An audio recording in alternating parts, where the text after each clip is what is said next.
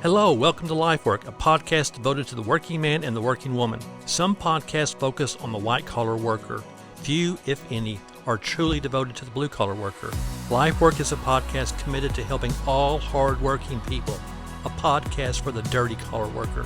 Lifework focuses on matters of faith and vocation. We want to equip our listeners to live out their faith in the places where they work. My name is Stan Norman, and my co-host is Rhyne Putman. Thank you for joining us. Let's jump into today's podcast. If God were a worker, would he be a blue-collar worker or a white-collar worker? Yes. In fact, I think both are found in Genesis 1 and 2. Oh, do you now? I do. Somewhat, depending on how you define what white-collar work is and how you define what blue-collar work is. But I do think there is evidence of both being valued. So today I think we need to address the blue-collar, white-collar thing, but a little more broadly than that, in that I believe God created us to work. I think great part of why we're here, great purpose is found in our work, that God created us to do that. Why do we think that? Why would we ever come up with this? We were created by God to work. Where do we get that? I mean, I would suppose that Genesis 1, we seem to be going back to Genesis 1 quite a bit. We're going to be living there for a while, yeah. I mean, in Genesis 1, we have this description of the way that God has created the human race. In verse 26 and following, then God said, "Let us make man in our image, according to our likeness. They will rule over the fish of the sea, the birds of the sky, the livestock, the whole earth, and the creatures that crawl on the earth." And so God created man in his own image. He created him in the image of God. He created them male and female. God blessed them, and God said to them, "Be fruitful, multiply, fill the earth, and subdue it. Rule the fish of the sea, the birds of the sky, and every creature that crawls on the earth." And then he goes on and he says, "Look, I have given to you every seed-bearing plant on the surface of the entire earth, and every tree whose fruit contains seed. This will be food for you, for all the wildlife of the earth, for every bird of the sky, for every creature that crawls on the earth, everything having the breath of life in it. I have given every green plant for food." And again, we see from the very beginning, God, who made all this stuff, said, "I'm going to make man in my image, male and female, and they are responsible for carrying out a slew of duties." That's right. They're going to rule.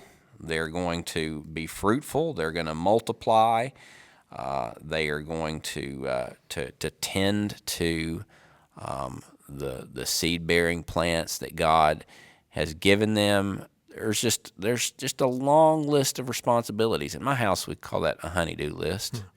You know, when my wife, says, "I need you to clean the bathroom. I need you to hang this picture up. I need you to, do this and that." I can't really say yes, honey. I say yes, honey. I can't really fix things, very well. I mean, YouTube videos can only take me so far, but when it comes to a list of responsibilities, I think we all understand that that's part of who we are. We have a list of responsibilities, and from the very beginning, that's essentially what's tied up in being made in the image of God, that we have tasks.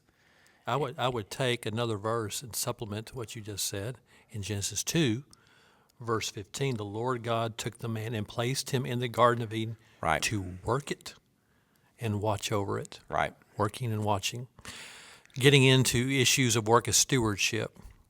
So I have kind of divided up the categories of work, maybe in 5 very broad categories: dominion, relationships, fruitfulness, growth, provision, limits. We won't get into all those, but I do want to get into some of those. And let's talk about this thing of having dominion. Recognizing that in our culture, and even in some sections of evangelicalism, conservative Christianity, there are a lot of people that have problem with this idea that God created us in his image to have dominion. So why are they hung up on that? Why do they have pushback on that? And then in recognition of maybe some of their concerns that may be illegitimate, some that may be legitimate, what does this mean to have dominion as work? Yeah, I think some of the pushback you get from dominion is probably related to geopolitical concerns. Like there are some people who would be concerned that if you use that language and you take that language too seriously, that you would always be vying for power and trying to have control over things. Sure. In fact, I remember years ago, having a conversation with an atheist who said that any Christian who tries to wield influence in the political sphere is a dominionist. I mean, that was the language that was used in kind of a derogatory way toward Christians. And then I think probably there's other ways that dominion could be misused as a term or a concept. I mean, like, if you don't think about creation and man's responsibility over creation as stewardship, you might think about creation probably as something that you have to control or that belongs to you. That's right. And so I mean I think we begin by sort of interpreting it as ownership. Yeah, ownership. Talking about dominion and just sort of rejecting those categories. Like that it means control, that it means ownership, and also rather means exploitation. And exploitation of all the things that are in creation. I think it's probably just more beneficial for us to think about dominion and connect that to stewardship. That God has given us as the pinnacle of creation. We are God's greatest creation. So where in this do we see dominion happening? What do Adam and Eve do? I mean, they that sort of reflects this having dominion. It's I think it's their rule over creatures is one way that is expressed. Adam naming. Right. Yeah. Adam certainly. I mean, Adam gets the name, and that's the human prerogative that we are linguistic animals. In fact, Augustine, rightly or wrongly, considered. I'm paraphrasing. He considered Adam the greatest intellect that ever lived, and his rationale for that was his creativity and vocabulary he must have had to name all the animals. I'm not sure I'm on board with all of that, but I do think it points out the fact to what we were talking about a moment ago about white-collar work. There are some that point to that as saying, okay, here is the work of the mind playing out. Right. Here is the intellectual work unfolding, right, because Adam exerted intellectual creativity, right, in producing names for, right, all the animal kingdom. Right. Yeah, I think that's absolutely the case. So could dominion include tilling the ground? Sure. I mean, that's part of the stewardship of creation. Yeah. Whatever God blesses you with to use to fulfill His purposes is something that we have stewardship over. Yeah, I mean, tilling the ground, harnessing creation, right, and its resources for appropriate use for, right, human flourishing. Right. And to your point, there's a degree to which that is the work of the mind, and that's a work of the hands. Yeah. And whether God has given you gifts in a, maybe you're more of a your giftings are along the lines of sort of gifts of the mind or gifts of strength, whatever those gifts might look like. You're called to steward those things, yeah, in your work, the purpose that you've been given. I think having dominion includes approaching the stewardship of creation for its appropriate use, not its abuse. Right. And of course, there are debates and discussions over what's the difference between use or abuse. But I think intuitively we all have a good idea of what that would be. Sure. I mean, you can exploit creation in ways that are not beneficial to anyone, and I feel like that's a lot of the sort of conversations that we have about, is it excessive to bulldoze the rainforest to, for, whatever sort of thing we're trying to produce with it. I remember the 19th century, I've seen a lot of pictures of strip mining. Right. Where they would just funnel water and just obliterate Right. mountains and hills, just wash them away in order to extract the minerals from it. Was there another way to get those minerals? I don't know. Was that appropriate? Is that a good stewardship to just completely obliterate large parts of Earth in order to extract minerals? I have a lot of questions about. Sure. Is that a use, or is it more probably abuse?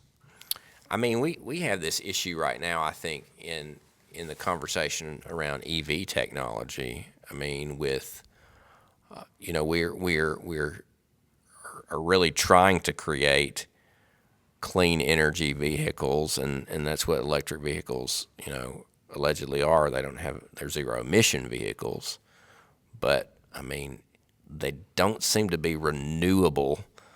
They're not using renewable energy to achieve that end. That's right. And the amount of energy they're using to create that. Right. I mean, we're talking about creating batteries from ore that will never be replaced. Mm-hmm. Stuff like that. I kind of wonder if that's might be a contemporary example of bad stewardship, or at least misguided stewardship. Yeah. Anyway. So I think we got a good, at least basic idea of what dominion is, what it looks like, what it doesn't look like. What about fruitful and multiply? Yeah. What kind That's of work my is favorite that? commandment in the Bible. I'm afraid to ask why. Well, let me tell you about how the birds and the bees operate. Thank you. Our listeners are waiting to hear this, or not. They probably aren't. That doesn't mean I'm not afraid to say it.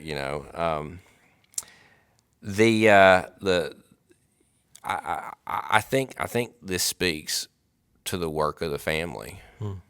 I mean, is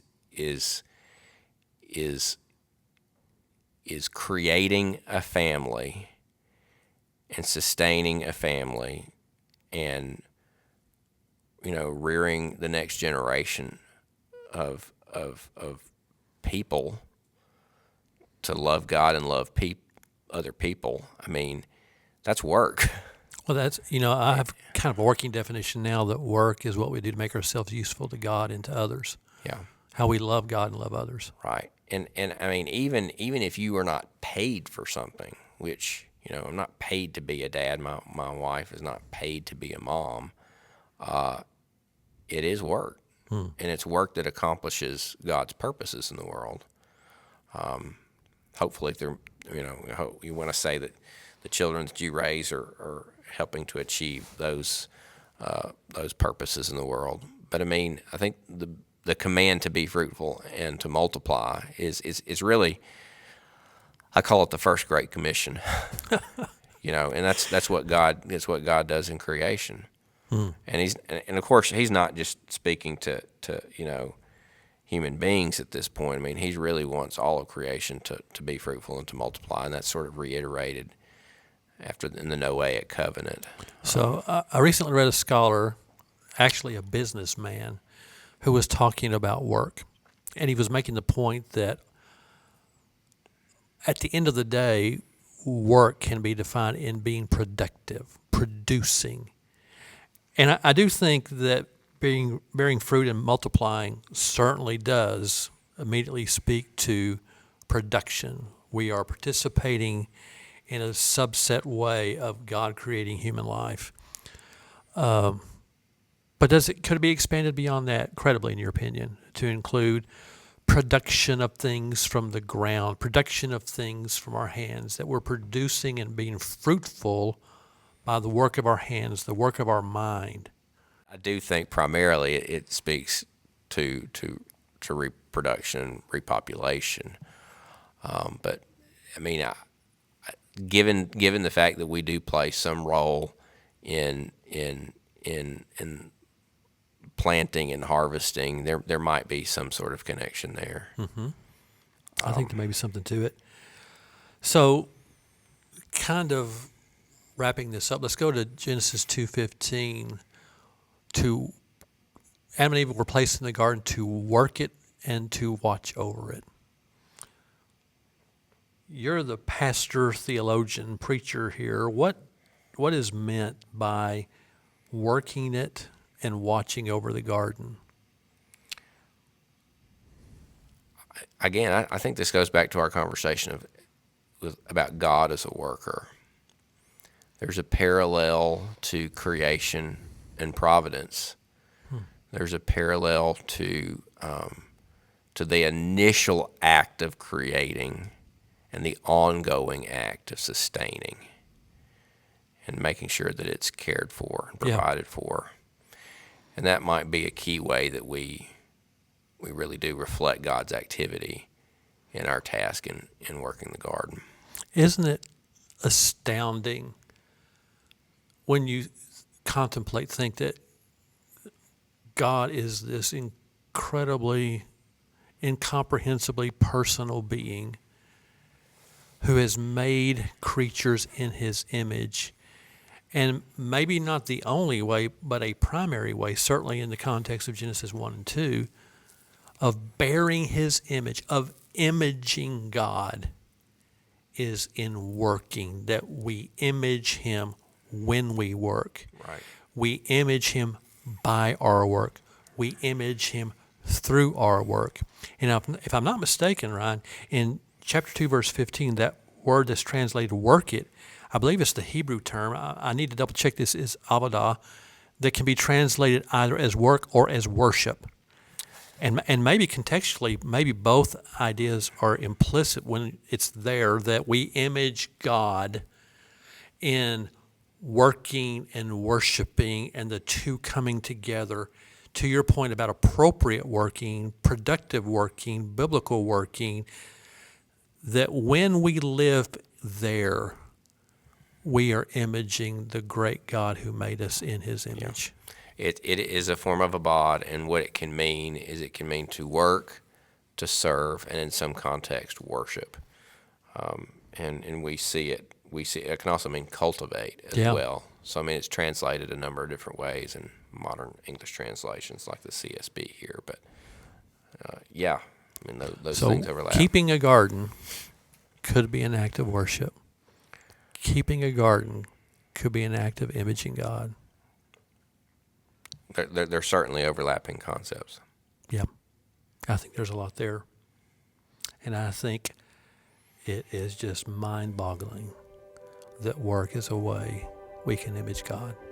Right. If you're struggling with your calling or career, or what you've been hearing on this podcast resonates with you, please reach out to us through the form that's on the website. We'd love to help. If we can't assist you directly, we'd like to point you in the right direction. Please follow Williams Baptist University on Facebook, Instagram, and X for podcast updates. You can also visit williamsbu.edu/Lifework Podcast to contribute to our conversation and find additional platforms to listen. If you'd prefer to watch this episode, you can find out how on our webpage at williamsbu.edu/Lifework Podcast. Thanks again for listening.